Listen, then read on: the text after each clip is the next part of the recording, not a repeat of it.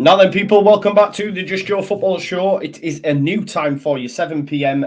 We wanted to go a little bit earlier because we have loads to get through because it's madness at the minute with Premier League football. It's wall to wall. We've just finished. It's Monday. It's Bank Holiday Monday, and then bam, Tuesday, Wednesday, we've got a full Premier League schedule in. So we're going to go through the games at the weekend and obviously preview some of the games coming over the next few days. Before we do that, please like the video, subscribe to the channel.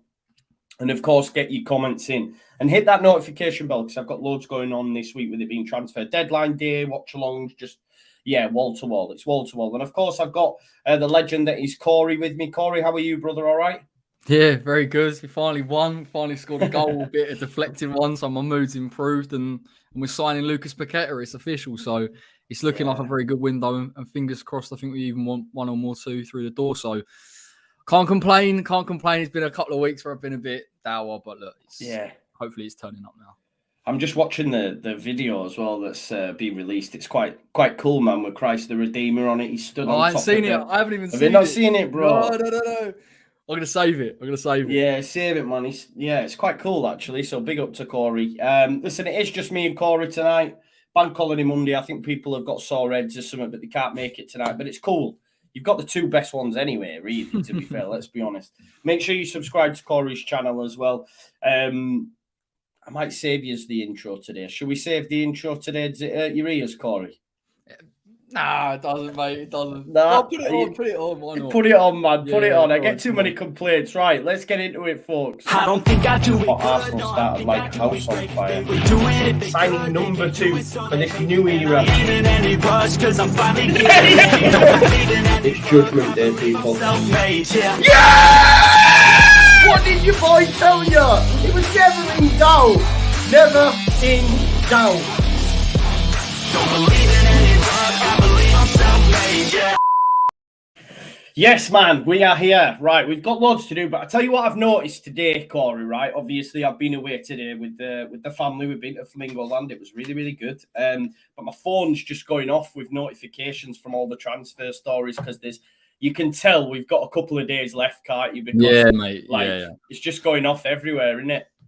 Yeah, it is. Yeah, I've seen Fofanas. Obviously, I know that's been agreed, but that's going to get pushed through. Ross Barkley's been released now as a free agent, which probably tells you Chelsea are just trying to shift the squad a little bit to bring bodies in. And then there's little old us kicking around with a £60 million deal. So I can't, mate. It is, and I think for the next 3 or 4 days, it is going to be very, very intense. And I think we'll probably move more towards loan deals and fringe players moving across, and perhaps a couple of deals being done there. But I think for permanent deals, it's been the case for a lot of Premier League clubs, to be honest. We've gone very, very heavy, a lot of clubs, on permanent big deals of players that they want.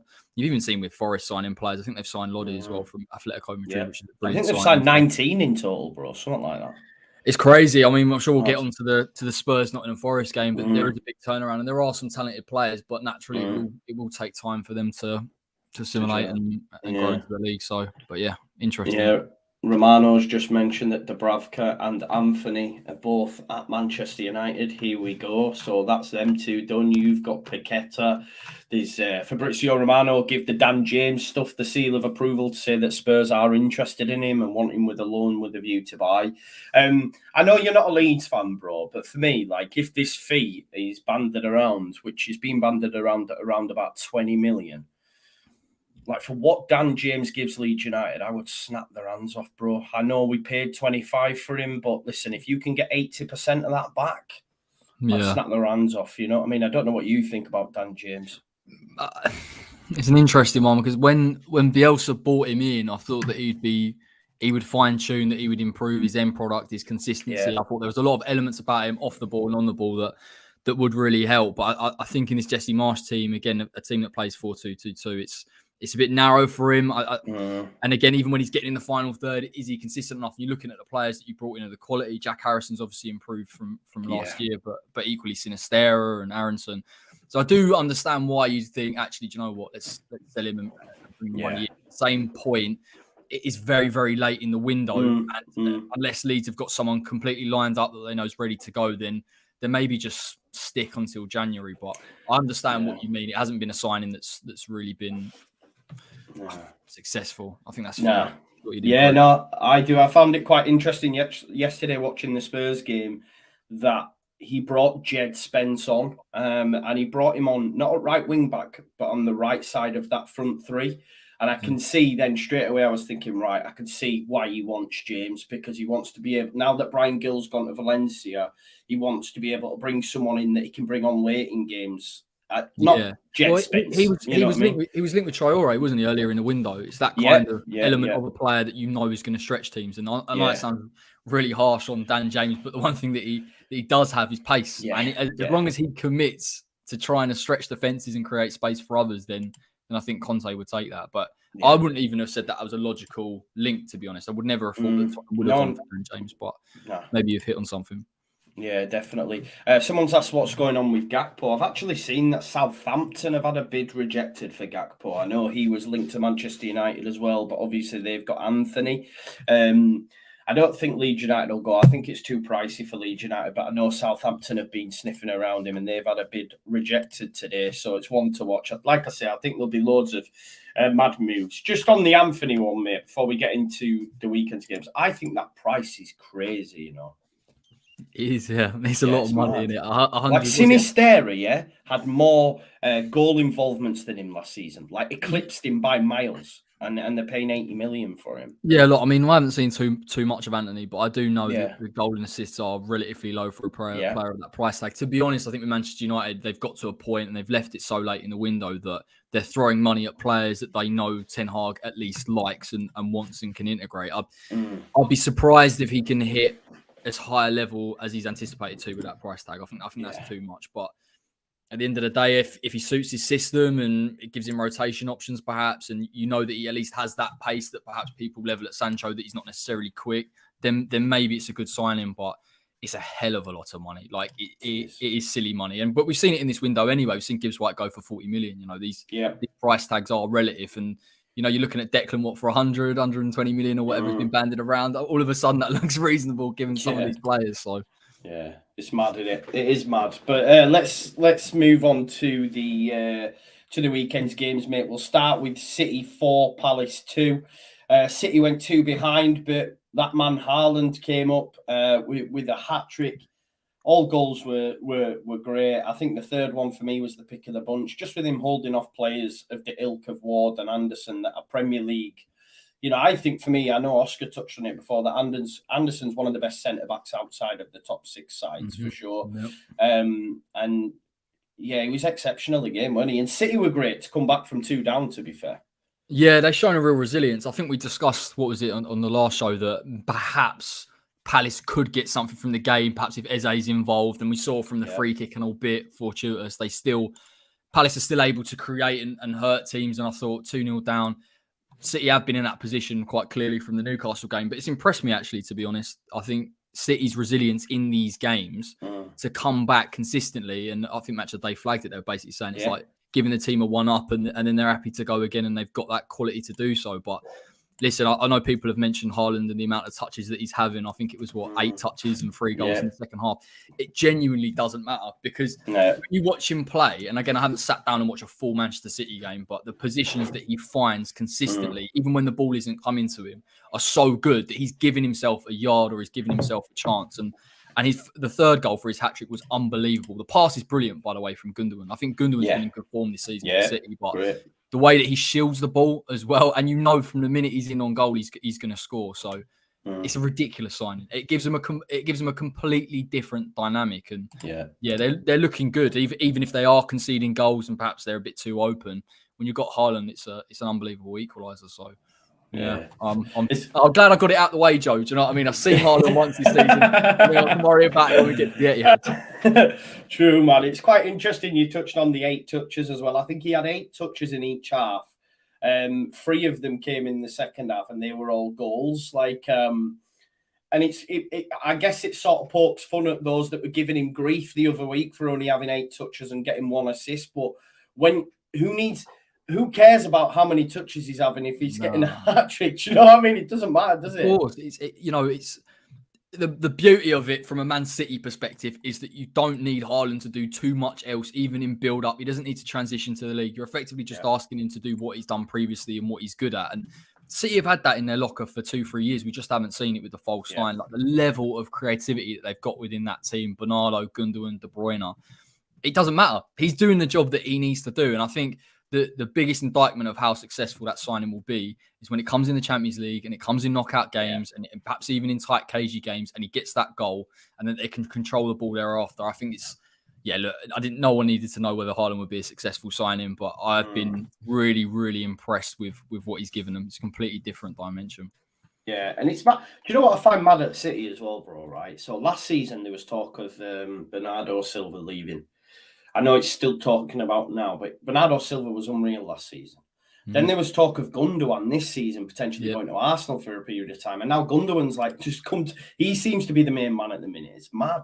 Yeah, he's fantastic, Gundogan. I think he goes under the radar massively. Yeah. When they won the league in 1920, some of the late runs into the box, the quality of the finishes, I think that he had a little segment, I think, on YouTube, or was it BT Sport, where they were talking about, certain games that were really special to him. And he was talking about beating Aston Villa 3-2 on the final day of last season, and looked where he was in the box for both of those goals. I'm like, that's invaluable. And when you've got two centre-backs that are occupied with Haaland, it's only going to give players like Gundogan more space. You even seen with Bernardo Silva, it was a brilliant goal. Well, it was a brilliant goal to get into that position. It was a deflection. But even so, that some of these players, these creative players, are just getting more and more space because of Haaland. But I've always liked Gundogan, and it's mad to think that he would have been on the off into Arsenal, because if they got hold of him, that would have been some buy.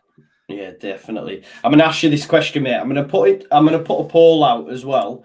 Obviously, the current goal record for goals in a 38-game Premier League season is 32, set by Mo Salah. Erling Haaland, after 4 games on 6, do you think he will break that record this season? Yes, I think he'll beat it just. The only concern would be his injury record, and it always gets flagged. And then if he misses 2 months, perhaps can he catch up? The thing with Haaland is, as we've seen from his hat-trick record, that he can get 2-3 goals in a game. Yeah. So even if he is injured, he can make up that ground. But in terms of finishing, he's the most natural finisher I've seen in a long, long time. And there are some really good centre-forwards in this league. Harry Kane is one in particular. But when Haaland's in on goal, he's got the quality to finish, and he's just got that pace, and he will have those opportunities, and he will face teams. I know he's faced Bournemouth already, but perhaps someone like a Nottingham Forest he's already faced. So I think he'll score more and more, and I think he'll be well up there. If not, if he gets it just shy. If you buy a player and he scores 30 goals in his first season for the club, then that's more than enough, isn't it? Let's be honest. Yeah, it's mad. It is mad. And they've actually got Forest next, bro. They've actually got Forest next. All right. I was tripping up. I was thinking about my FPL team, and I was like, do I captain him, don't I? I'm like, okay. Yeah. So they've got him on Wednesday, I think it is, or it might be tomorrow. I'm not too sure, but you'd fancy him to bag in that one. Or do you think there's the potential that he rotates? That's the thing we see. With them playing the Champions Leagues, and then you've got the league game as well. Is there a chance that maybe Alvarez starts at home against Forest, do you think? Possibly. The thing with Haaland is I don't think he needs too much time to be able to get these goals and be effective in games. I think I can see Pep using him for 20 minutes in this type of game and ultimately still having an impact. But you are right. I would like to see Julian Alvarez. I haven't seen him too much this season. I think it's a good option to have off the bench. And we've said this in pre-season, though. He can always revert to a false line if he really needs to. And City have shown time again they can be effective. So you are right. It's interesting. It'll be interesting for a lot of clubs in European competitions who they rest and how they rotate. But maybe Haaland with that injury record and with Pep with his history record regarding rotation, he could get a rest in that game. Hopefully not. Yeah. Hopefully not, because I've captained him, bro. I've captained him. I have. Him and Jesus. It's him and Jesus. I'm kind of, See, I made the mistake, bro, of taking the captaincy off him and giving it to Salah for Bournemouth. I was fuming, mate. Nine goals, mate. You got the mystic ball out, and I was like, he's going to nail it again, but not quite. But the thing is with Salah, we'll get onto it, but he had chances in that game. He had an absolute sitter, and he's still getting in good positions. It's just, he just hasn't quite nailed it yet. So, take Salah out, mate. Listen, folks, the comment as well coming in there from Jackie's Black saying that Corey only has... Yeah, it is crazy. It is crazy because Corey's exceptional at what he does, and It's great ball knowledge. So make sure you head on over. The link is in the description to his channel. And we've only got 67 likes and we've got like 180 people watching. So over 100 people haven't liked this video. So let's get that to 100 likes ASAP, please. Help the algorithms out. Get the people involved, and then more people can get eyes on this video. So just on Crystal Palace, mate, I think Palace have looked really good. You know, they've had some really tough games. They've played Arsenal, they've played Liverpool, and they've played City. You would imagine, for me, they're going to be pushing top 10 because I think they've performed well in each of them games. You know, to go 2 up against City's no mean feat. They got a point against Liverpool. Yeah. And were great against Arsenal on the opening day. So you'd imagine Palace will do all right this season under Patrick Vieira, won't they? Yeah, look, I've got no concerns from a Palace point of view in terms of them being a good team to compete in that top 10. I think they've shown it against some of the top teams that they're, wouldn't say necessarily on a level, but I think they can put together a game plan and play in a certain way that will cause teams issues. I think when they start to play against some of the lower teams and ultimately chalk up goals and give them problems as they did, I think it was to Aston Villa they beat 3-1. Yes. Yeah. Then again, they do have the quality. And I like Eze in this number 8 role. They're looking to bring back Gallagher possibly. So they'll have options in midfield. And I think Gallagher will obviously give them something off the ball that they crave and that we know Vieira likes from a pressing side. So, but I'm sitting here thinking about Palace. You know, we could talk about Brighton, we could talk about Leeds, Newcastle. There's so many teams that are competitive now. Yeah. So when you're talking about 7th to 10th, actually those teams could be closer to that 7th, 6th spot or pushing it than we thought last season. So it's going to be tight, mate, which is why I was sweating up until the Aston Villa game. It's going to be a class season, mate. I was thinking about Newcastle earlier, and I've got some thoughts I'm going to ask you a little bit later on. But there's chat as well recently, mate, about Zaha potentially going to Chelsea. What do you make to that? Do you think it'd be a good move for him? Zaha's always wanted that move, hasn't he? It didn't work out. Arsenal weren't it for a long period. Arsenal, I really like Wilfried Zaha. Honestly, he's a fantastic player. He's direct. He can take players on. We saw his finish against Liverpool was exceptional. The only thing I'd say is I do think he thrives in this team. It took him a long while to have a team in and around him of genuine quality of players that he can link up with. So perhaps that's attractive to him from a Chelsea perspective in terms of creating chances or maybe even being a chance creator. From a Chelsea point of view, they are very, very hell-bent on bringing in this left-hand-sided winger. I can't quite get my head around it. I still think the midfield needs to be addressed. So it would be a good signing. I think it'd be a positive signing, but it's probably not a priority from a Chelsea point of view. No. But equally, Zaha might look at it and think, look, one last move in my career, a big move. Yeah. He might take the chance. And I think he deserves another shot at one of them top 6 sides for me. He went too early to Manchester United. In terms of ability, he's a fantastic player. Right? And he always was. And I know, appreciate he was in the Championship and he's made a huge jump. He has the physicality, he has the experience, he has the quality. There's no doubt that he would be effective, if not successful, at a club like Chelsea. But it's a weird one. It's a weird one because I know that I don't think he's signed a new deal and perhaps there's 1-2 years left. Yeah, there's only 1 year left. Yeah, 1 year. He'll have options. Worst case scenario, even if he gets to the end of the year and he's on a free, he'll have a lot of. He'll probably have more options than he does now, to be honest. Yeah, and then you get that big sign-on fee, don't you? You know what I mean? Look at Jesse knows all about that. Yeah, man. Jesse knows. Jesse knows. He's probably on blower to him. Yeah. I don't know if you know this, bro, but David Ornstein's just tweeted out 5 minutes ago to say Man United have received approaches for Aaron Wan-Bissaka from Crystal Palace and West Ham. Yeah. It says both have been rebuffed as Man United don't plan to sell or loan him because they want 2 right backs and they believe it'll be too late for them to find a replacement. What are your thoughts on that, though, that they've actually approached? Obviously, David Ornstein's top-tier journalist, so there'll be a lot of truth in it. So, Aaron Wan-Bissaka, I think he'd do all right at West Ham, though, because he's really good defensively. It's the other way that he struggles, isn't it?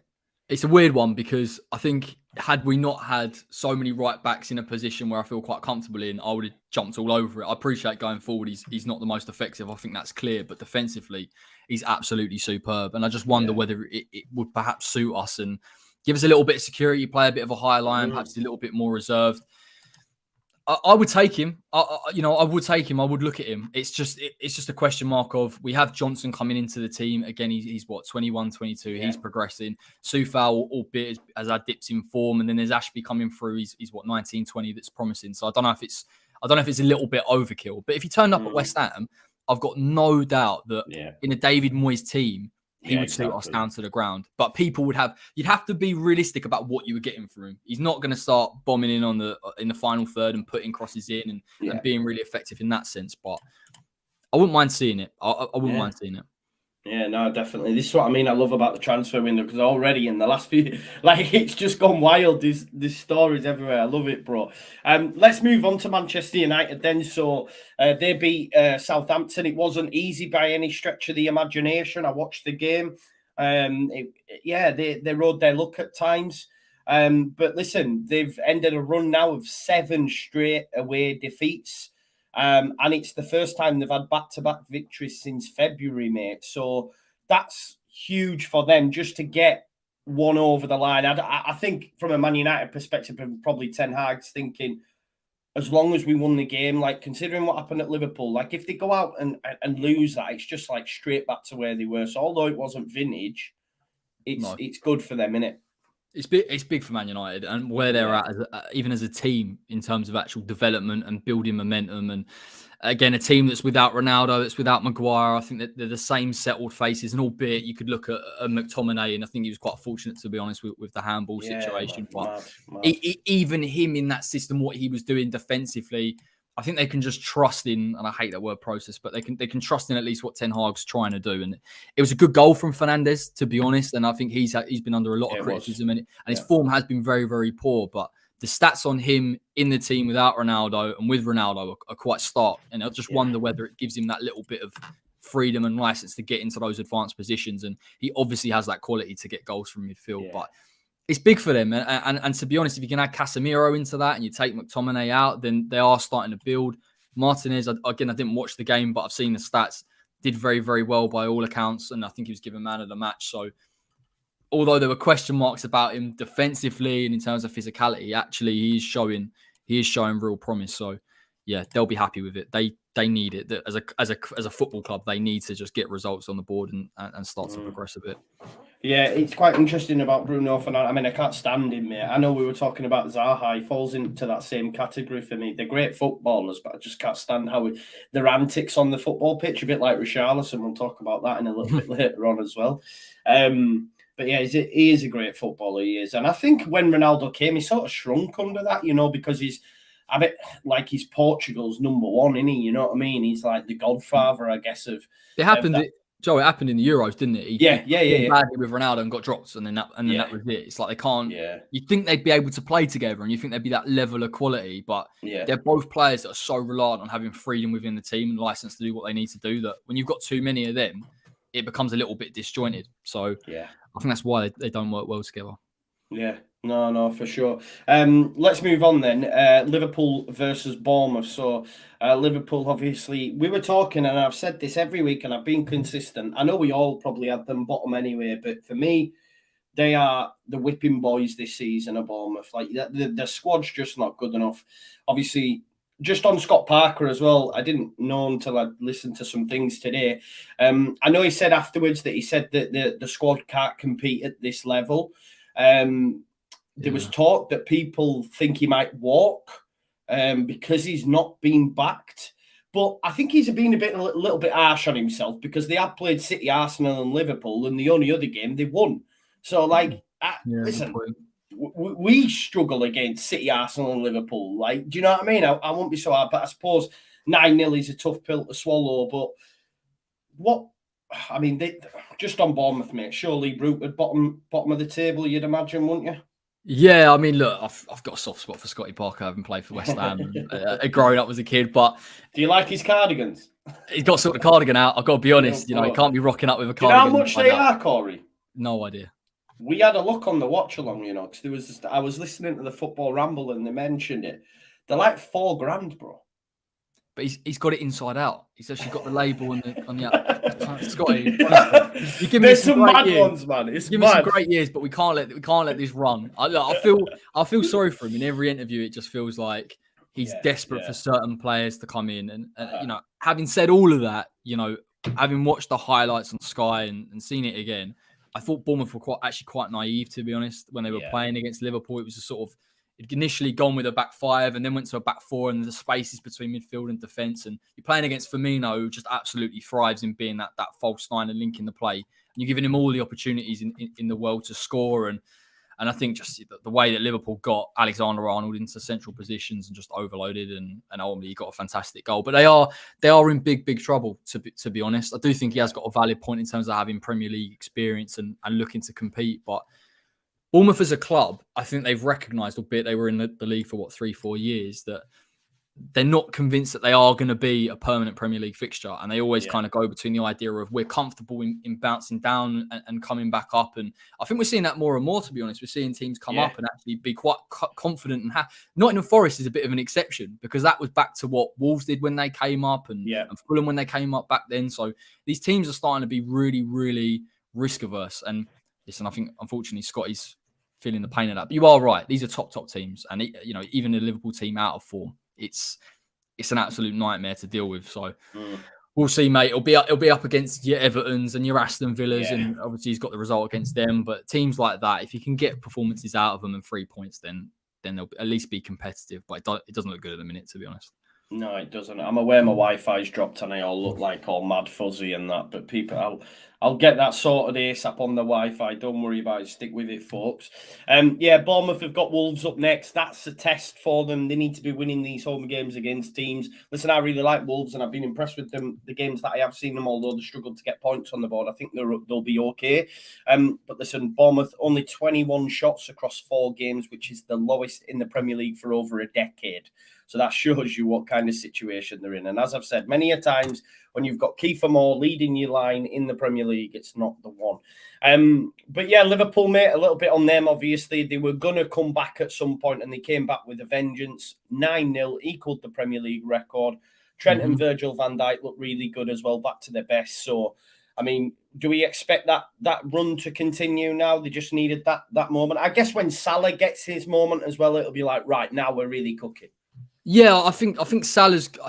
I think Liverpool have changed the way that they're playing. Perhaps they went a little bit back to what they knew with Firmino but even Salah, you're seeing the positions that he's picking up. He's very wide at points. Trent's being able to come inside a lot more. It feels a little bit disjointed, or at least you're trying to get into a position where Salah can really find his place in the team. But I had a friend at the game, and they were saying that, albeit Liverpool played well enough, Bournemouth was so poor that it was ultimately just giving them opportunity after opportunity. And I think, to be honest, Klopp was never going to take his foot off the gas in a game like that where they've struggled for momentum to go and get those goals. And okay, fair enough. There was poor defending, but I thought Trent, even for the third goal, was absolutely fantastic. He's got that quality from range. I think Klopp is playing around with where Trent is on the pitch. He's becoming a lot more central. He's allowing him to actually help the build up a lot more. He's trying to get something out of him. This Liverpool team is in transition. I know we forget that, and I'm sure if Liverpool are able to get another midfielder in, that we'll see that more and more. But yeah, look, I think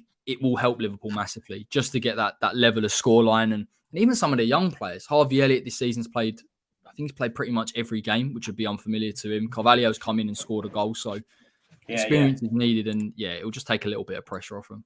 Yeah, I wonder who's do you know who they're looking at, Liverpool? Is Tielemans an option potentially? I'm not sure who's actually being linked. Yeah, Jude Bellingham's the big one, isn't it? Jude Bellingham's the one that I think I've heard. I heard a rumour that they would perhaps look at him in January or agree a deal for January and get that far. To be honest, if you're Liverpool and you want to reinvent your midfield, that is the player that you bring in as your number 8, as your box-to-box. They've missed a little bit of that with Wijnaldum. It seems like years ago that Wijnaldum was in this team, but him and Henderson were very, very important. Now you've got Henderson is getting older and Fabinho's been in and out with injury. They do need energy and they need a player that they know can develop in this team. And I think perhaps Liverpool just bite the bullet, wait a little bit and get that player in, because you've got a player for 4, 5, 6, 7 years.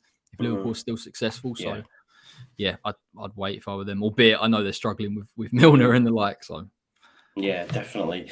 Someone's just said there, Barkley's just got released. Maybe he could help Liverpool. I actually saved some of these. Like, someone says, what do you think of Barkley being available? Darren asked, would you take him on a bit? Categorically, no, right? For me. Like, I don't understand. Yeah, Barkley's not the one, man. He wasn't great at Villa. He was for a period of time when he first went in, but I don't know if he's like heads in it anymore. I don't know. He just doesn't seem to. I mean, would you take him at West Ham, mate, Ross Barkley? I wouldn't, but it's more because there's so much inconsistency there, and the injury record. I just feel like we need someone that if Ross Barkley was 22 years of age and he was inconsistent, then of course I would take a punt on him. He's got ability, there's no denying it, but at this point of his career and where we're at and where a lot of clubs are at, we need someone to come in right now and perform. And Barkley, I don't know. It's just a strange one. It's just never really developed from Everton, to be honest. Yeah, he hasn't. I don't know. I could see, for me, if I'm, we're talking about Scotty Parker and that. If I'm Scott Parker, that's the move you make. Go try and get. No, it is though, isn't it? Ross No, Barkley, I'm laughing because it's such a Bournemouth. Like that's the thing you would do in a window where you've not signed anyone. You go, I'll have Barkley, that'll do. And, and hope that he comes good. Yeah, or even Fulham. I don't know now because they've got Pelini and Pereira and they're killing it. But I just look at someone like that. I don't think anyone. I think he'll struggle for a move in the Premier League. If I'm being totally honest, I don't know why people think he's still the one. He's not the same player that he once was. There's a lot of chat about Sanderberg apparently from Sheffield United to Liverpool, so we'll have to wait and see on that. Like I say, it's going to be a wild window. Let's move on to Arsenal Fulham then. We were just chatting about Fulham just a second ago, but I think the big thing for me here, Corey, was I didn't think it'd be as difficult for them, especially at home, but the big thing is that they went behind and they then came and won that game. So it's the first time Arsenal have won a game conceding the first goal in the second half of the match since December 2013. No right. Way. Yeah, exactly. Yeah. It did feel like a long time coming. It did. Yeah. So it just shows you though, previously, right, they had that soft underbelly. They've always had it. But now you could see, like I watched the game, I caught the back end of it, and it was just coming. They were just knocking at the door. Odegaard was class again. I think Arsenal have really, really turned the corner now. Really, really turned the corner. Yeah, that was the biggest takeaway from me. I know Richard Keys has been online saying that I don't know why they're celebrating so much. He's a tit, man, isn't he? I can't take it seriously. It's a bit celebration police type vibe. Look, I think that was the biggest takeaway from the game, Arsenal's resilience. And you've got to be perfectly clear here. Fulham did make it very, very difficult for Arsenal to break that. A lot of teams would have struggled to break that low block down. Pelini and the two defensive midfielders literally just sitting in front of the centre-backs. And Arsenal are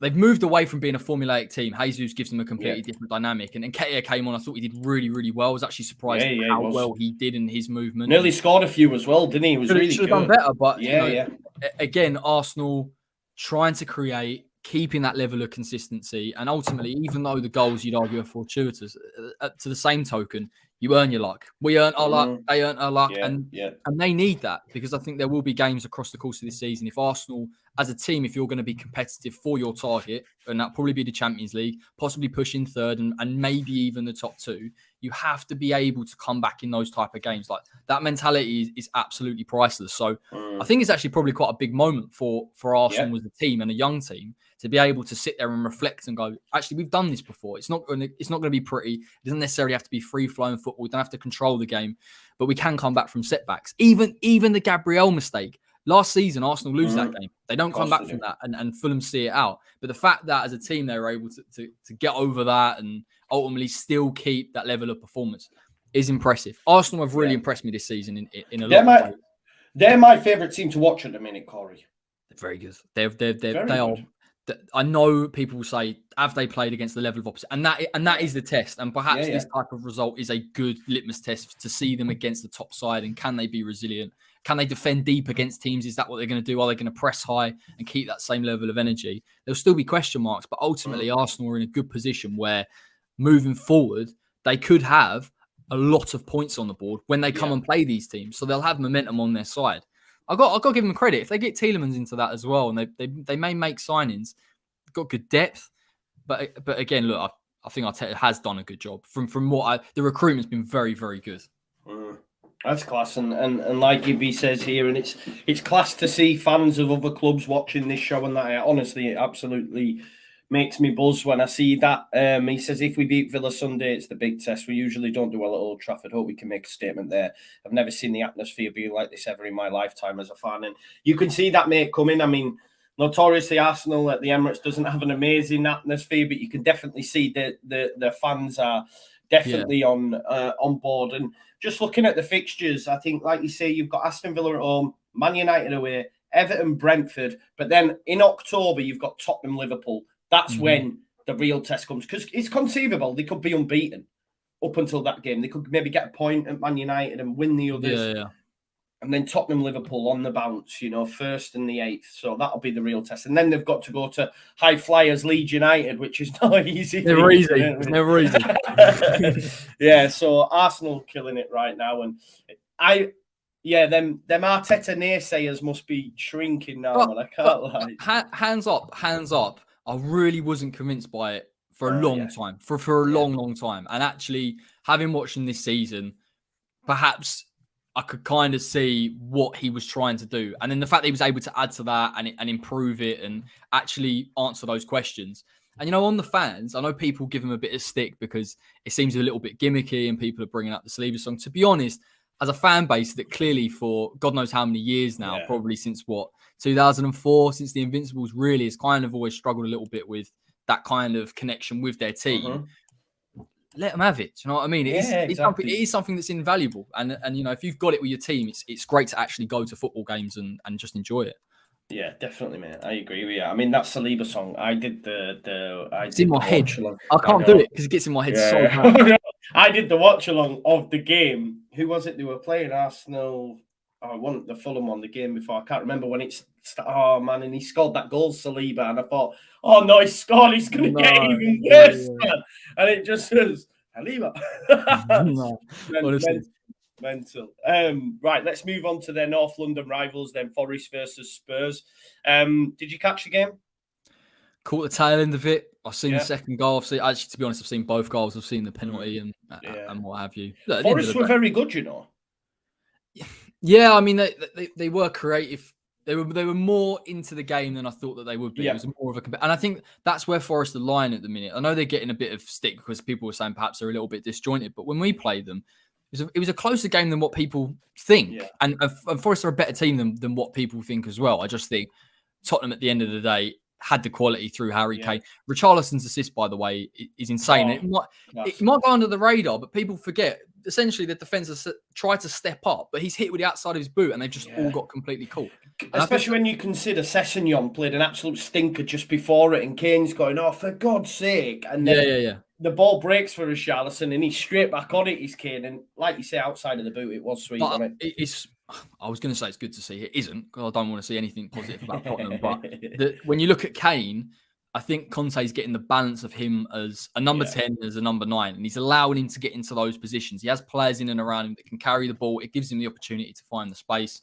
And I think we're seeing it more and more. His goal record, I think it's something mad, like 187 goals now in 286 games, which is a nuts record. And listen, I don't think Tottenham necessarily need to perform at full throttle, even in these early stages. I think all they need to do is just keep getting results. I think if you're a Tottenham fan, you want to see Basuma possibly be integrated a little bit more. And I think that'll give them a completely different dynamic in terms of control. But listen, Tottenham have great equalisers in Kane, Richarlison, Kulusevski. The only one that's really doing my head in from an FPL point of view is Son, because he isn't touching the ball. And he isn't being effective. Not turned up, has he? Do you know what I was saying on the watch along? He reminds me, I don't know how Bowen got on at the weekend. I've not seen your game, but them two finished the season like a house on fire. And then we've come this time around and it's like, I don't know, they just don't seem to have turned up. I might be wrong on Bowen because he might have. No, we'll get to it, mate. We'll get to it. Don't worry. But Son hasn't turned up. I was going to ask you the question, bro. Would you start with Richarlison?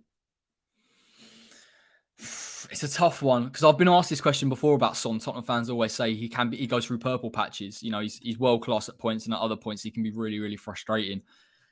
He's very, very.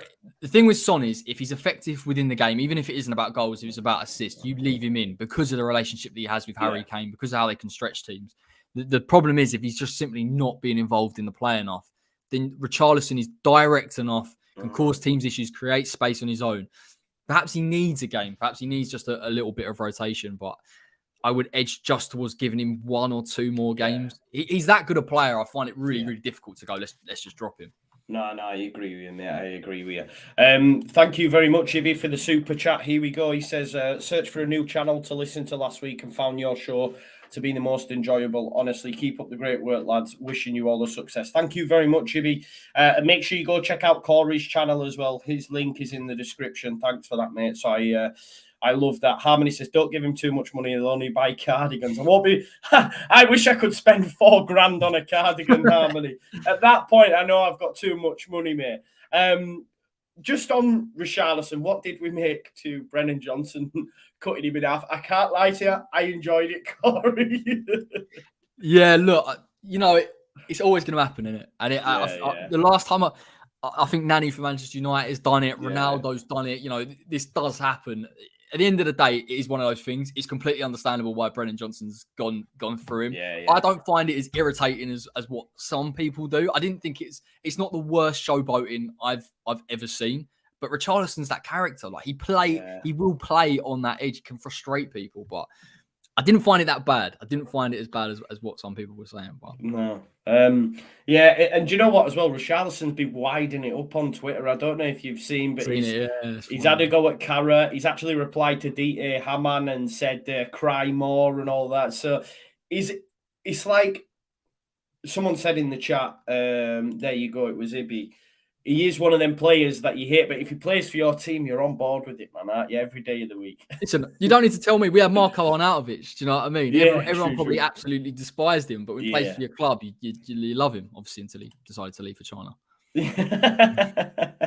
For that pay packet, mate. For that pay packet. But you're right, mate. Spurs, listen, they're not getting out second gear at times, but they're still doing bits. So, yeah, I think just Conte's given that winning mentality, Annie. Let's talk about Chelsea Leicester. Our good friend Lox is in the chat as well. So, yeah.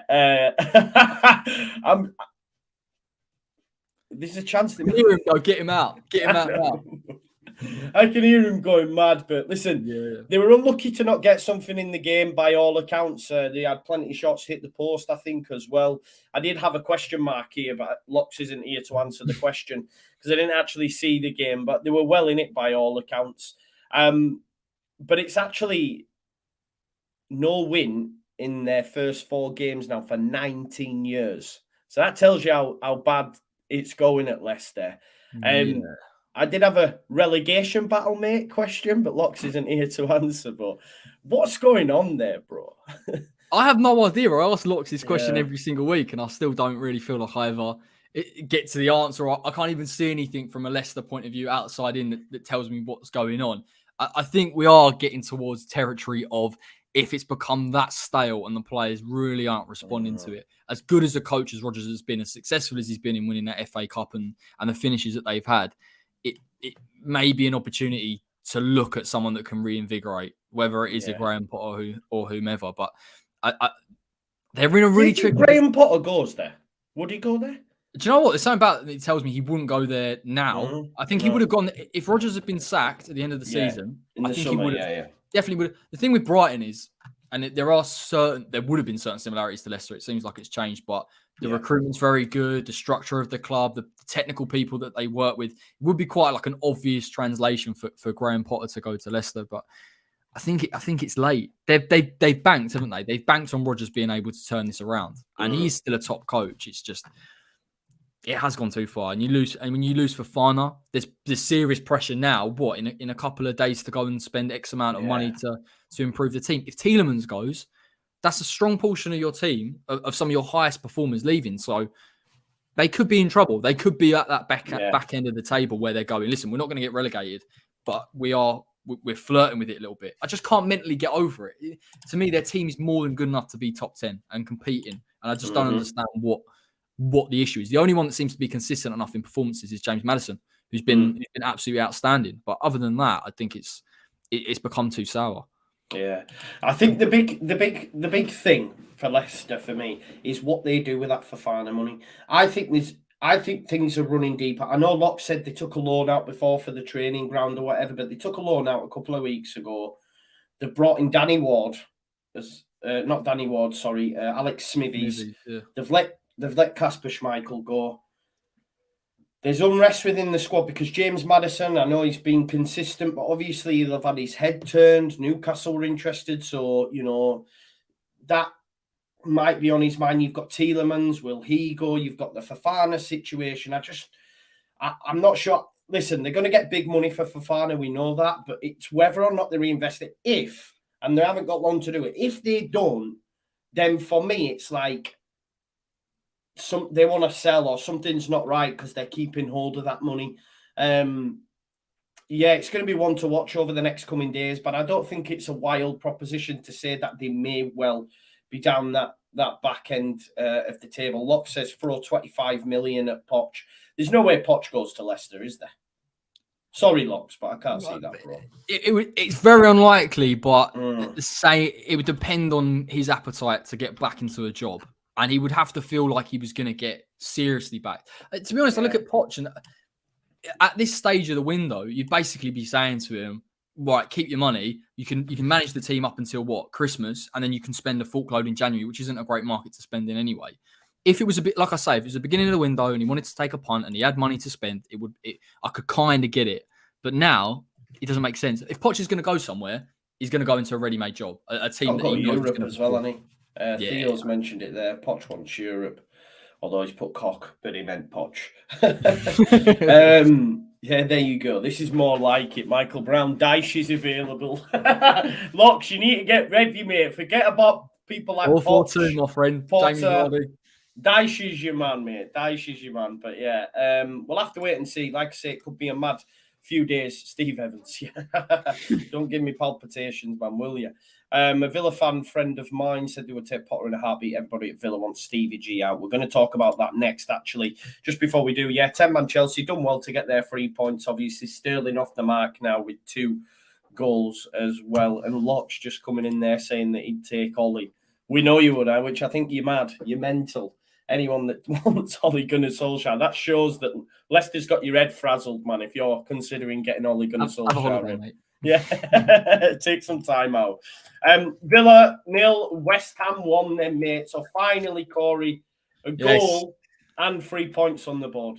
Finally, it's been way too long. It has, and I can live with losing to Man City. I can live with tight games against Forest and Brighton. Historically, we've struggled against, but I needed to see an improvement in performance, and I can't lie. The first half was absolutely abysmal. We set up 5-3-2.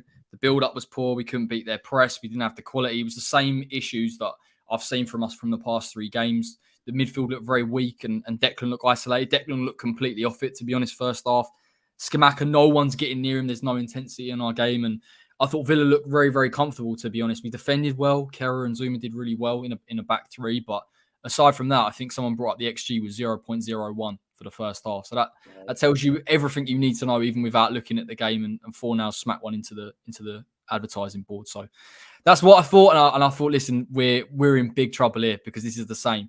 Comes out second half, we play 4-2-3-1. We revert to exactly how we played last season. Wider room build up. Kehrer and Zuma were fantastic defensively and in terms of distribution. Declan Rice was immense in that second half. Completely different player. Goes back to a deep line midfield role, put him alongside Thomas Souček, simplify it. And ultimately, the players seem to thrive off it. And then when I did my post-match, I said, I can't understand how big a turn-up and how big a difference there is by just changing the system. They were clearly being asked to do something that they weren't comfortable in. And the minute you give these players the license and the freedom and they understand their roles, all of a sudden there's that intensity, there's that understanding. And even though I thought Fornals was poor throughout the game and his passing wasn't brilliant, and Bowen we'll get onto because it is a good talking point, the reality was that West Ham with the counter-attack inside and the threat and the ambition and the runs that we were making, it looked like us last season. So I felt completely different, very, very comfortable. Again, fortuitous goal, but a great pass from Declan Rice.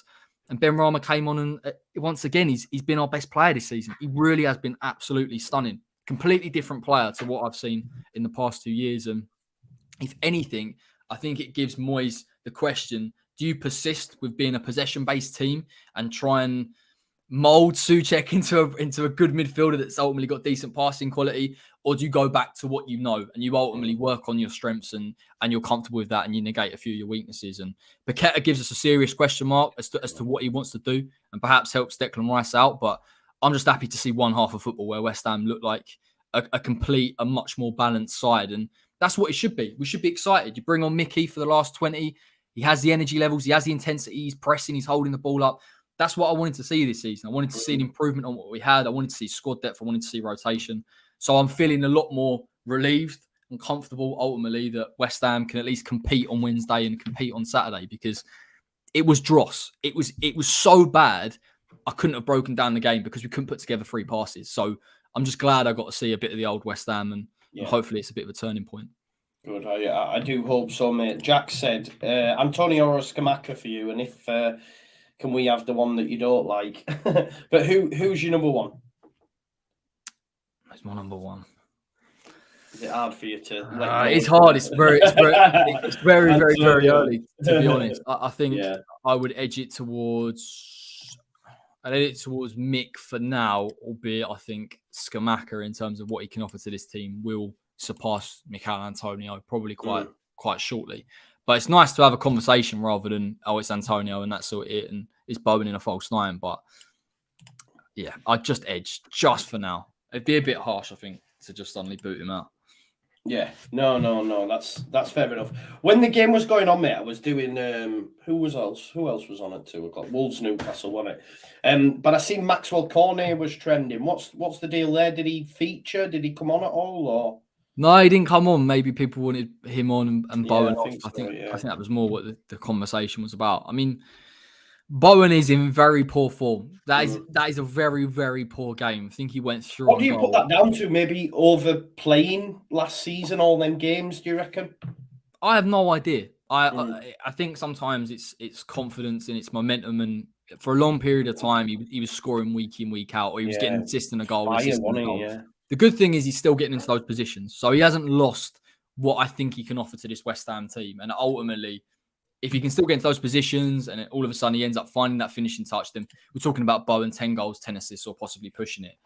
It is frustrating at the minute, because I think if we can get Bowen into the game, this team's a serious side going forward when you add Paqueta into it. But he deserves time. He deserves time because he performed so well for so long, and he does work hard off the ball. But no doubt, it was bad yesterday. It was very, very bad. Losing the ball, not taking his chances. Bowen will always be a player that won't be, particularly for West Ham, be immensely involved in the build-up, and I'm absolutely fine with that. It's just when he gets into those positions, he's got to take his chances, and he has been poor. But at least we can sit here and go, well, we can bring Cornet in then, and we can give him a rest, and we can rotate. And I think that's where we've had to be for a long time. Yeah, no, I'm aware I've gone all fuzzy again. Someone's back on the Wi-Fi, man. I'm going to have to start taking the phones off them, man. Apologies, folks, apologies. And just let me say as well, like, you've got to understand when we do this live, people, that a lot of comments come in, sometimes miss, sometimes they're not relevant to what we're discussing and that. But like I say, if it comes in, there's no sort of agenda or anything. If it's there and it's relevant, it'll come up on the screen and we'll answer it. So apologies for anyone... for anyone that's been missed, as I say. Just on Aston Villa, mate, it's not great for Gerrard, is it? I think they were booed off at full time. They've lost 15 of his 31 games now, which is a worse record than Dean Smith. Yeah. They actually, as well, which I didn't know, they've run less than anyone else in the Premier League currently. So although, I think as well that Tyrone Mings stuff, that's not ideal because he's bombed him out. And as much as he said he hasn't bombed him out, he's only had to bring him in because your new signing, Carlos, has got injured. Yeah. And obviously Tyrone Mings is a big character. You've took the captaincy off him. That's not great. As much as John McGinn's took it, maybe that'd have been awkward and all that sort of stuff. I think it seems to be heading one way. And Villa have Arsenal and City next. So for me, they're two tough games. Really, they're not really expected to win. But if they were to get battered or come up with just two poor performances in them games, I reckon he could be for the boot, Yeah, I've seen this online, and it does beg the question that if they lose a 4 or 5-0, yeah, exactly, that is quite substantial. I think Villa's frustration, and from what I can see, is where I've praised Gerrard before and said, look, he's got an identity, he knows how he wants to play. He's just not adapting in game. It was very easy for West Ham to change the system and all of a sudden begin to dominate the ball. And there were points in that second half where you see Declan moving into midfield and Fornals picking up position and Ben Rama picking up positions. They were I'm losing you, bro. I look at that Villa mix, John McGinn at least. Oh, can you know? Hang on, you've gone for a sec. Right there, you're back. You're back. Go again. I'm back. Yeah. John McGinn. He was struggling, and I wouldn't expect that from John McGinn, to be honest. I thought that Villa midfield just doesn't work hard enough. So interesting to hear you reflect that in the stats, and I think I can really see that. But if you're passive, if you can't change the way that you need to play in order to get results, it does feel a little bit like, I hate to say it, but when you see these managers and they bring on, there's no necessarily, it's not a tactical change, but they bring on a player and they go, do something. Like when it got to the last 10 minutes, it was like, Leon Bailey, do something. And I was like, you're better than that, Gerrard. Like you should be better than that. And I think the pressure is more so on him. I can't believe I'm saying this, but there's so much pressure on him as opposed to Lampard, because Lampard has those financial restrictions. Gerrard has got every player that he's wanted. They backed him all the way. He has got a very good squad on paper, or a squad that should be competing for top 10 at least, even 9th. So he's under serious pressure. If he gets battered in the next 2 games, I think then that following game will be the one where they go, you have to win that at all costs. Doesn't matter what it looks like. Because if you don't, Villa are they're in trouble. And they've got to wait till January to try and sort it out as well. Yeah, just looking at the fixture, it's Arsenal away, Man City at home, and then they've got Leicester away. And then Southampton, Leeds, Forest. So, like you say, even if they give him these next 2, he then has to start getting wins and wins quick. It's mad as well because he's changing his side every single week. Coutinho's not really worked. It's not the same 11. And like you say, I even think the transfer business is suspect though, because when they were linked to Sarr, didn't get it. Why are you bringing in Sarr? You've got Bailey, you've got Buendia, you've got all these players. I don't know where Sarr fits. And then I put that on Twitter, and then to be fair, a lot of Villa fans actually responded to say, no, we need a centre midfielder, we need this, we need that. So I'm like, why did he go? Do you know what I mean? I know that deal's never gone through because I think it was his wage demands, but it's still, even that seems disjointed for me, bro. I agree. I think they do and they don't. I don't know at what point I can't. Again, I don't watch Villa week in week, and I'm not a fan, so it's very difficult for me to sit here and go, this is who you should have. But I do look at it and think, Buendia, McGinn, Ramsey, these are good players here. They're not. Is a good number 6. They should be getting more out of them. I don't think it's as straightforward as going, we need to buy more players and we need to add something different in. And the only reason I say that is because I feel like Villa have got a lot of players with a lot of different looks. There are a lot of people that they can bring on and change in game to make things different. So I kind of go, at what point do you go, actually, it's the coaching of the team, it's whatever, it's motivation. I think that's more where they should be leaning towards their frustration. And I think they are. Like they know, Villa are a massive club and a lot of money, and they have to. When Dean Smith had that good season and Grealish got sold the following season, they were competing for the top 10, and they were in and around those spaces. They were with us. So I do understand their frustration, but I don't think it's as simple as going, let's bring in X, Y, and Z. I think they need someone that can galvanise who they already have. Yeah. Steve's got the receipts. He said, do you remember when you said it? I do, mate. Trust me. I do remember it, because there was a period of time when he was doing all right and I was going, I told people. But now it's like, oh, yeah, maybe not. I don't know. Maybe we're giving these people too much.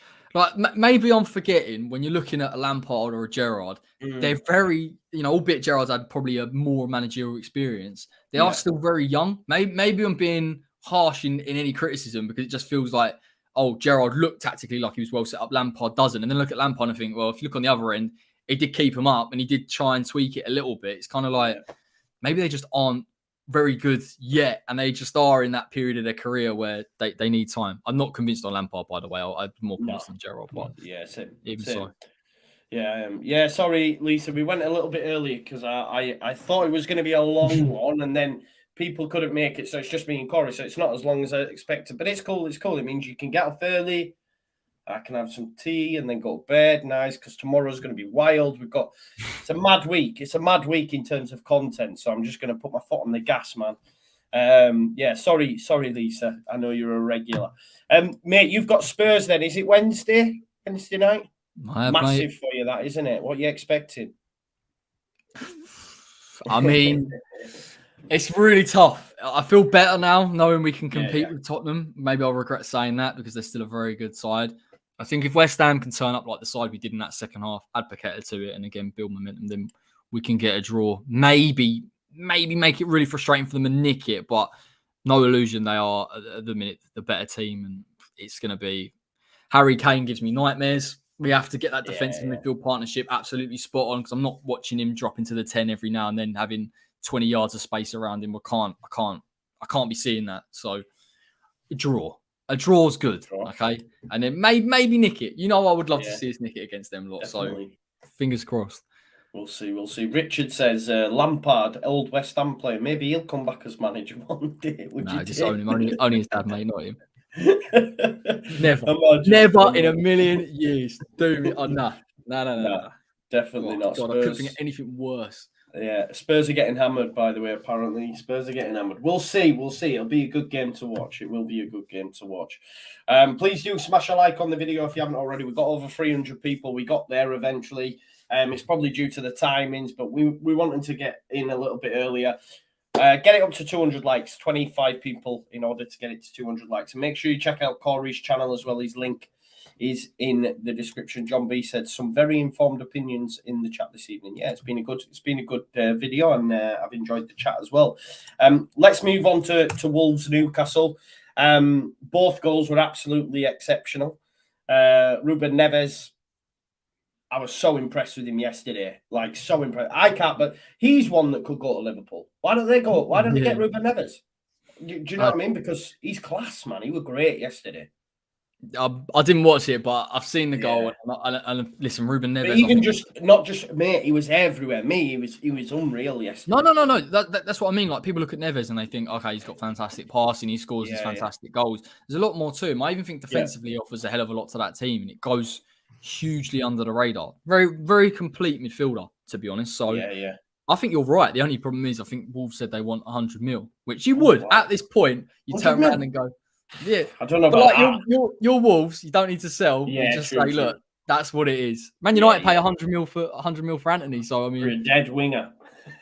Clip me up. I don't even want to say anything because if he turns up and he absolutely balls out, then it's going to look terrible. Yeah, and Alan St. Maximan, I'm slowly coming around to that guy. You know, that goal, bro, it was class. I mean, it was a great assist from Hwang Hee-chan, by the way. The Wolves fans are saying, drive him to Leeds, because he came on, looped this ball out, and it just fell to St. Maximan. What a goal. That goal genuinely is, like, technique-wise, that is up there with a goal of the month. Or when you look back at the season, you go, that is a ridiculous goal. Like, there's no way you can tell me anything else. And I know he's hugely inconsistent, but talent-wise, he's a joke. Like, he's a joke of a player. Fair. That's fair. I'm happy to say I was wrong on that. I'm glad you're turning. Yeah. But then I'm a St. Maximan fan, so it's a bit like.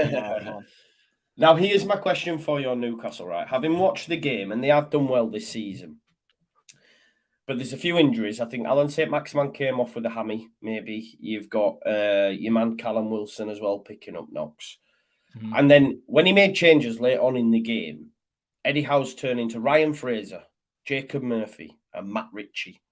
And for that, I think we've gone a little bit too early on Newcastle getting there, because I think everything underneath it's just not good enough, bro.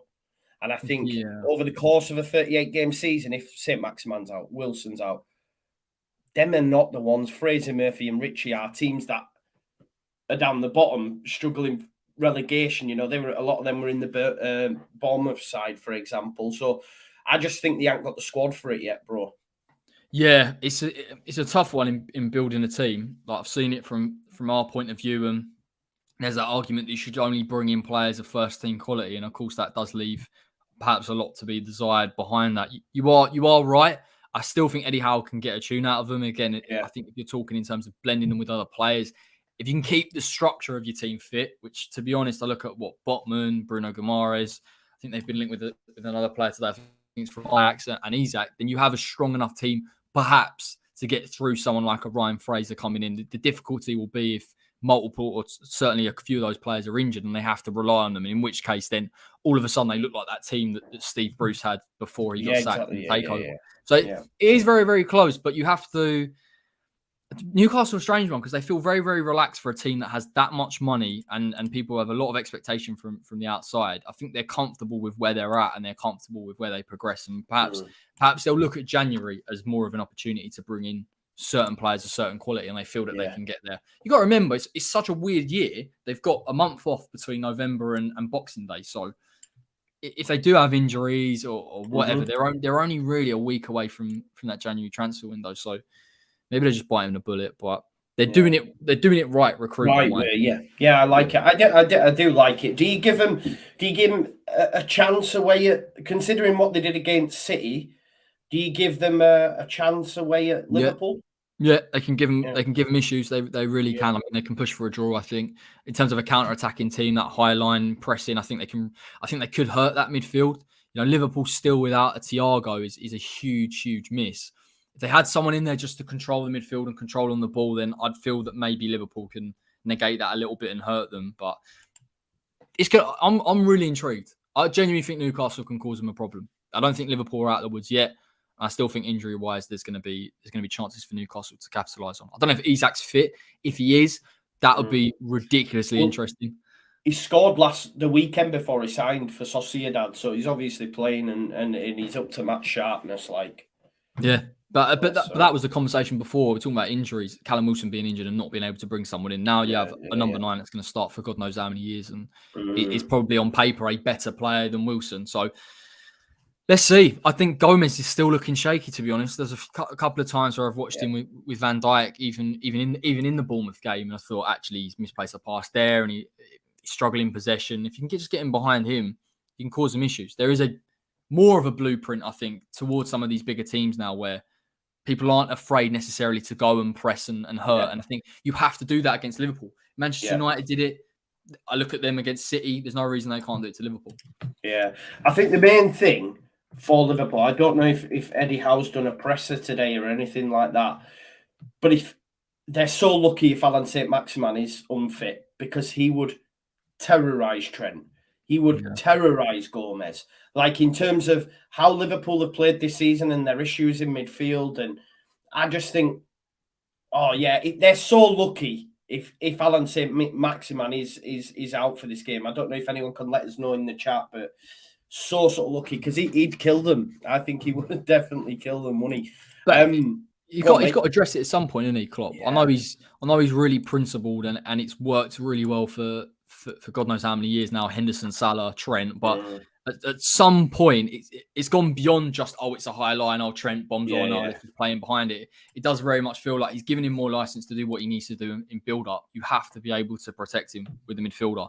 You don't get that necessarily with a Harvey Elliott, and that's the only concern. But Klopp's more than a good enough coach. If Saint-Maximin is fit, then he gives Trent absolute serious nightmares, serious problems. Definitely. Fabinho's, Matt Burgess, says Fabinho was back against Bournemouth. They'll fly now. Well, he was actually back anyway. Like, he got dropped for the game, and he went with Milner instead. Fabinho's not been great this season. It wasn't a return back from injury. He just hasn't been great up until this point. But yeah, I think they're massively missing Thiago. They could do with Naby Keita, and then they've got Curtis Jones out. There's just so many issues there. Curtis Jones would be an improvement as well, to be honest. Massive. Someone that can keep the ball well enough, gives them a bit of energy. Can't even believe we're having this conversation about Liverpool's midfield. Like, I never thought we'd be in a position where we're going, well, actually, they don't look like they've got enough energy in there. Yeah, no, I agree. Scott actually brought up the point earlier on. I think about 7:20 he put it in. I wanted to save it, but he said that he believes, like Smudge and like I said, maybe people are going overboard because there's still, again, underneath it, like you say, Willock was starting in midfield. Although Almiron, I think he's been good this season. Dan Burn, I like. Matt Target, I like. Shah, I actually like. But I think it's everything underneath that. But like Corey says, I think Eddie Howe will get the best out of them. So we'll wait and see. And Ibby makes the point about them taking that slower approach. And we said we both like that. Like, before, you had Chelsea tax, then you had City tax, whereas Newcastle are not allowing themselves to be done that. They wanted the guy Diaby from Leverkusen, they were told the price. They said, no, it's too much. It's like Harrison. They wanted Harrison. We've said X amount. They've gone, nah, 20 odd. It's not even that. Like he brings up Robinho. Robinho was what, Real Madrid at the time. Chelsea obviously bought some of the top players, Champions League winners, right in their prime. Whereas Newcastle, for me, are targeting players that are achievable in terms of buying. But even so, they have the capability to go and pay a £60 million if they want them. They're not going in for players that clubs will look at and say, well, that's 100 mil. You know, even with all due respect, a Jack Harrison, I know Wilfred Zaha has been linked. These are players that are below that elite level, but they feel, but would improve them. Definitely improve them in positions that they need. So it's clever. It's as clever a recruitment as it can be for a club that's got God knows how much money.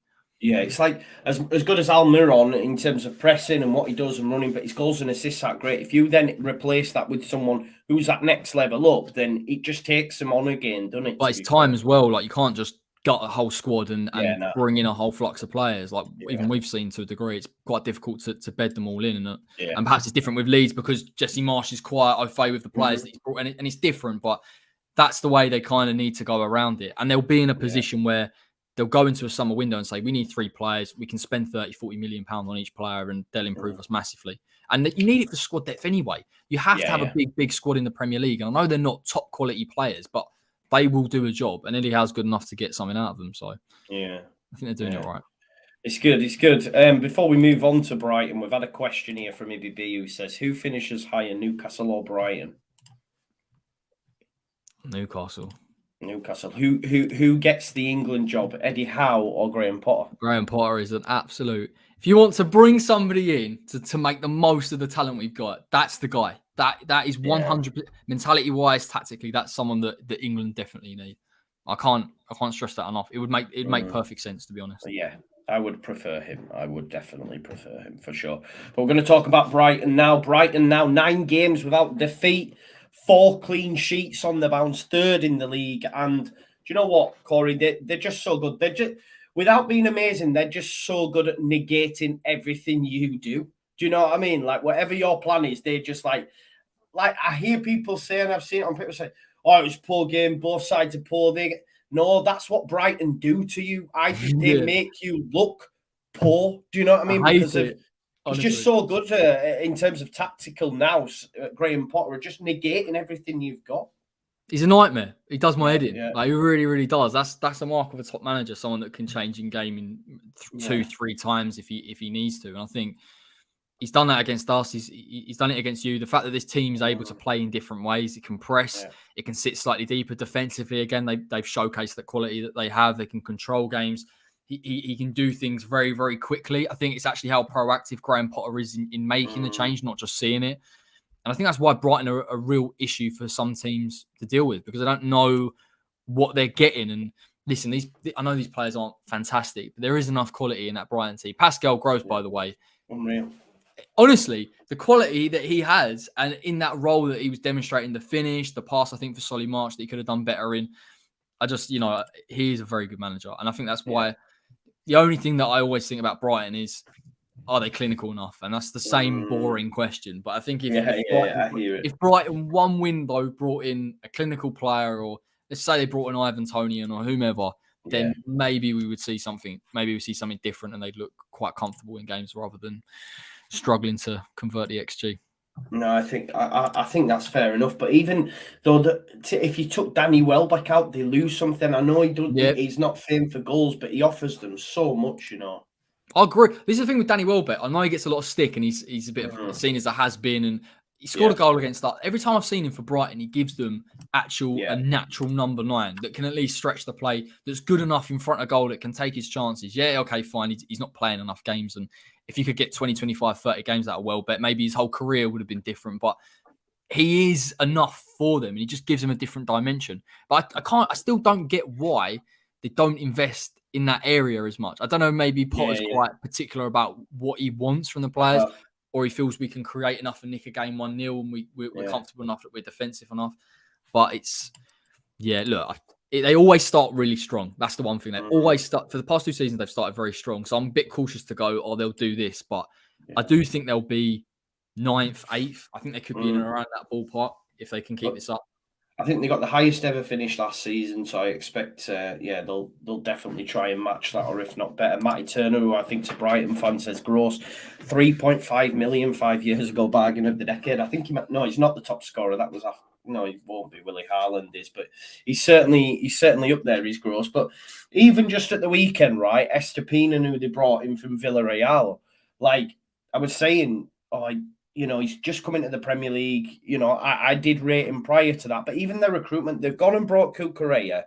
They've then sold him for 50, 60 million and then replaced him with Estepina at 16 million or around about that figure. And honestly, mate, he was class. He was class at the weekend. He was nutmegging Christensen and that, man. I thought we should be not torturing him, but it's his first game.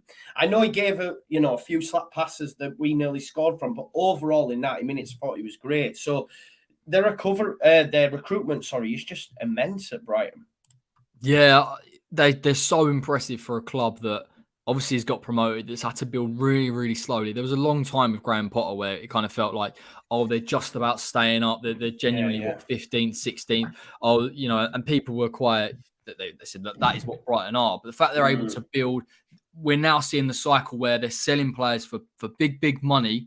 And they'll have the opportunity to go and invest even more so in players. But the fact that their quality in recruitment helps them as a club. They're a healthy club. They're a really, really healthy club. I do think, as good as they are as a structure of a club, I do think Graham Potter is a huge part of that. Yeah, and I'm not convinced it would be as progressive if you brought another manager in, but I could be proved completely wrong. Maybe it's so stable that you bring someone else in, the players understand the way they need to play, and they still look very, very good. But again, in just a couple of areas addressing, Brighton can really upset a few. They've proven they can compete with any team on their day. Yeah. They genuinely can. So, and I think that's the most important thing to have in the Prem.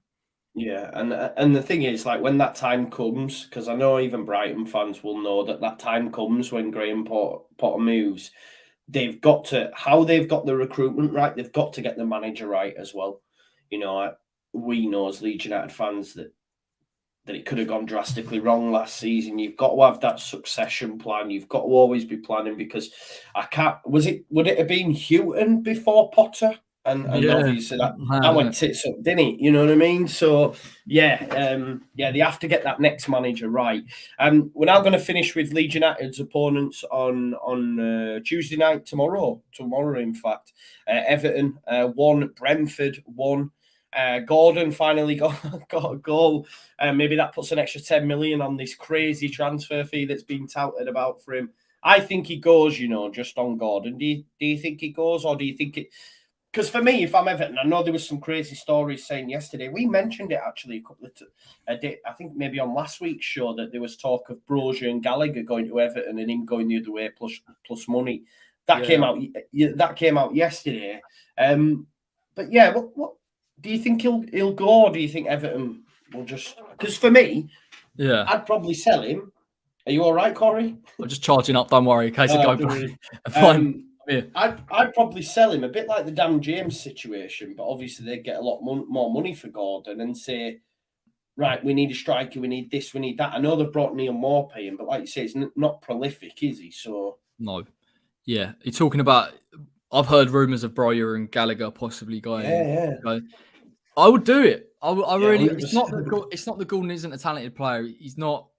I hate saying this because I always feel that you can demand what you want for players and how you value them, but I don't think it's a £60 million player. And if someone offered me 60 million for Gordon, I'd absolutely snap their hand off. The only thing that would be more attractive to that is actually having ready-made players that that could come into that team and improve them. And I just wonder whether players in the profile of a Brozier would be fantastic for him. I've got to be completely honest. I hope we pinch him somehow. I'm not sure how we would do it and if we've even got the money to do it. But I think for them, having a 9 to stretch teams that I think has the composure in front of goal.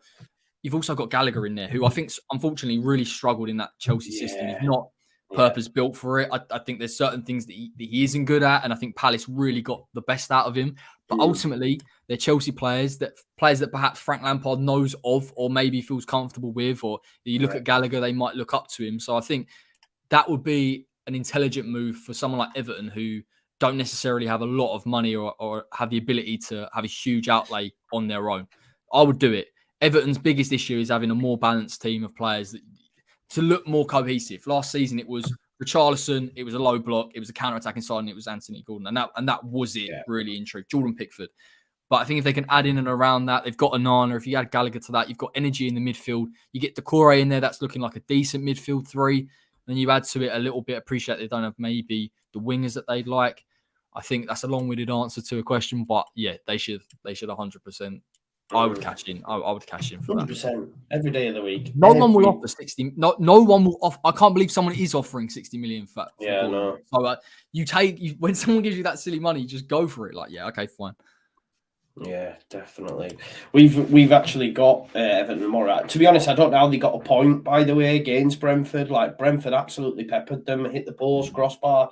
Tony had a chance. I mean, I don't know how they got away with a point. They did. Obviously, they come to Elland Road tomorrow. I'll be doing a preview in the morning, folks, so make sure you get your notifications on.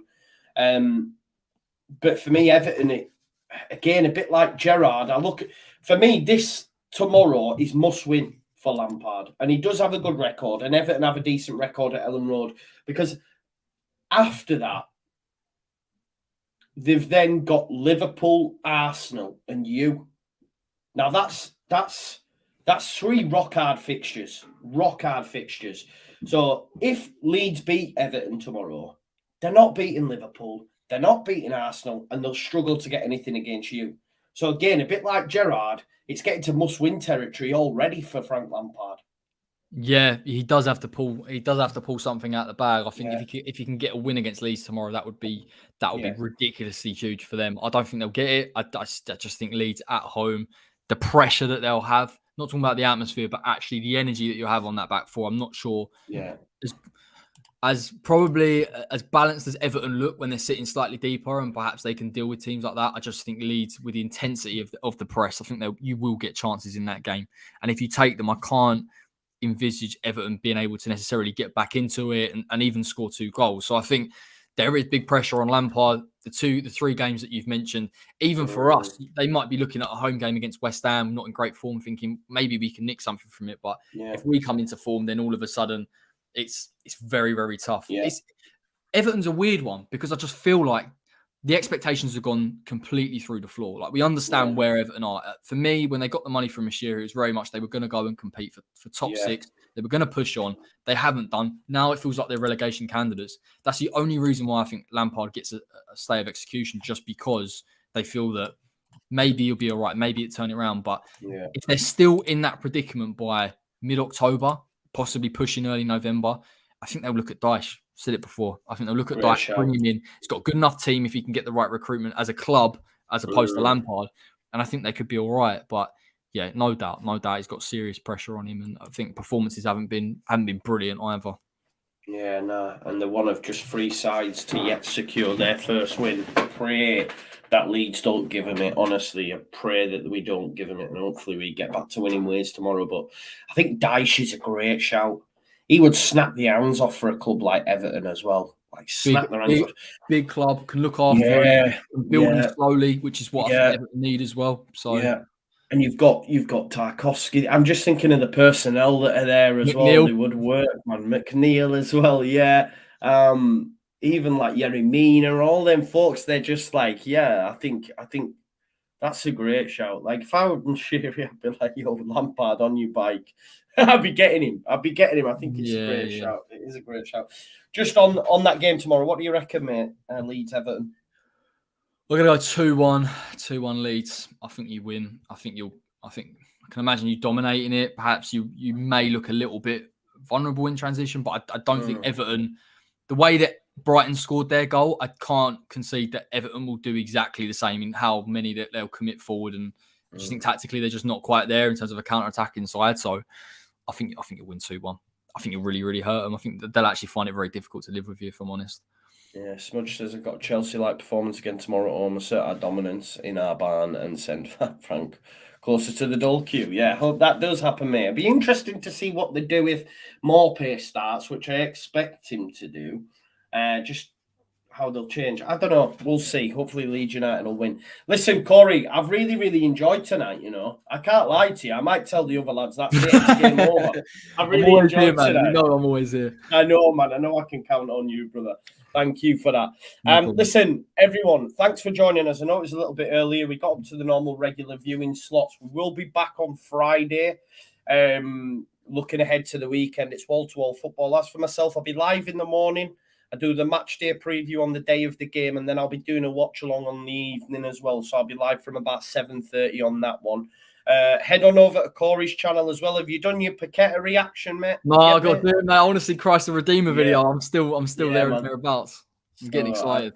Yeah, man. So make sure you go check over on Corey's channel. Corey's channel. I'm going to have some tea now and get some kit because, as I say, I'll be doing some videos tomorrow. So thanks everyone for watching, and we will see you. Yeah, I'll see you tomorrow, but Corey will probably see you Friday. Bye, folks. Nice one.